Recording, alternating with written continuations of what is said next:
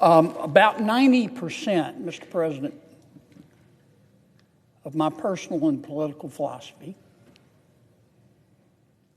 is don't hurt someone unless they're trying to hurt you first. Don't take other people's stuff and leave me alone. Let me live my life, exercising the free will and responsibility that God gave. Which leads me to my first topic, Mr. President. Iran. I'm not talking about the people of Iran. I'm talking about the political and religious leadership of the government of Iran. I'm talking about the Ayatollah and his followers. And in America, we separate government from religion. Not in Iran, thanks to the Ayatollah. The government tells you what religion to practice. The government is the religion. Now, everybody has the right to believe what they want. I'll tell you what the Ayatollah believes. He's Muslim. But his strain of Islam says that if you do not agree with his interpretation of God, then you deserve to die. You do. And he acts on that belief. Now, let me say again, the Ayatollah is entitled to believe what he wants. I was raised a Presbyterian. My parents founded 2 Presbyterian churches. When Becky and I got married, Becky was a Methodist. I was a Presbyterian. We compromised. I became a Methodist. I'm entitled to believe what I want. But the Ayatollah not only thinks that I'm going to hell because I don't agree with his religion, he wants to kill me. He wants to kill Americans and Israelis and anybody who does not believe in his jihad and drink our blood out of a boot. And he's acted on that. I don't need to tell you, Mr. President. I don't need to tell you. And he has acted on that. And that's not acceptable. Now, a lot of the people in Iran, the good people in Iran, don't agree with Ayatollah. If they disagree with him too loudly, he just kills them.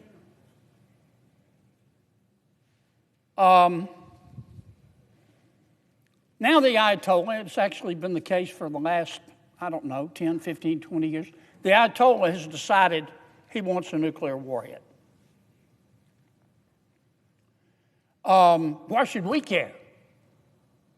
You know, I hear from some of my fellow Americans all the time, why do we need to be involved in Iran?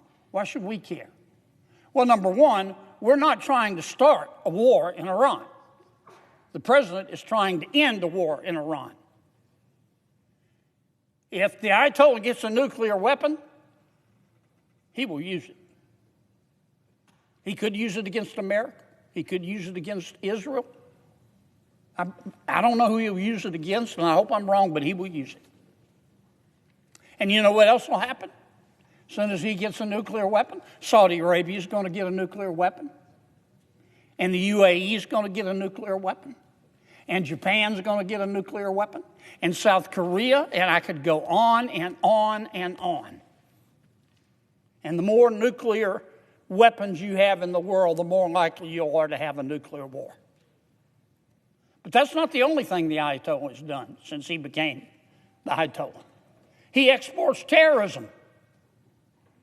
He was the person behind Hamas and Hezbollah that have killed so many people throughout the world. not just in the Middle East, but across the world, including but not limited to Americans. That's why we ought to care. The Ayatollah also has conventional ballistic missiles and is building more as we speak. Now, those missiles can't reach America yet, but they're working on one, and they can sure reach our military bases in the Middle East. And they can sure reach Israel. Yes, sir. Yes, ma'am. That's why we should care. And finally, the Ayatollah, if you disagree with him, and we've seen it happen on TV, we don't know how many people he's hung in the last 6 months. We don't know how many people he's tortured. I've seen estimates as high as 50,000. So that's what this business with Iran is all about. We're not trying to be the world's policeman. We're trying to stop the Ayatollah from being the world's policeman, who's getting a lot of support from President Xi Jinping in China and Vladimir Putin in Russia and Kim Jong-un in North Korea. So that's where we find ourselves, trying to stop this war. And to the Ayatollah, I would say, Ayatollah, you're entitled to believe what you want. You can hate me. You can believe that. I know you hate me and what I stand for. You know how I sleep at night knowing that you hate me? With the fan on. That's your right. But you can't act on that belief. Put down the nuclear weapons. Put down the nuclear enrichment. Stop exporting terrorism to Hamas and Hezbollah. End your missile program. Stop killing and torturing your people. That's all we want. And he's doing that as we speak. He's at war. We're trying to stop it. I'm not about to tell the president, give the president any advice. He has intelligence that I don't have. And I respect the fact that he's being very, very, very deliberate and careful in making a decision. If we make a deal with Iran, let's make sure we have a protocol to enforce it. Because my experience in watching the Ayatollah through the years, I wouldn't trust this man if he was 3 days dead. I wouldn't trust him if he was 3 days dead. Anybody whose religion tells them that in order to be saved, they've got to go kill hundreds of millions of people, you can believe it if you want.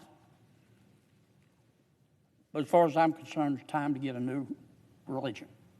And that's what we're doing in Iran. Let me say it again. We're not trying to start a war. This war began a long time ago. We're trying to end it. Our president presiding today knows exactly what I talked about. He served honorably, at great physical, mental, and emotional expense in the Middle East. That's what we're trying to stop.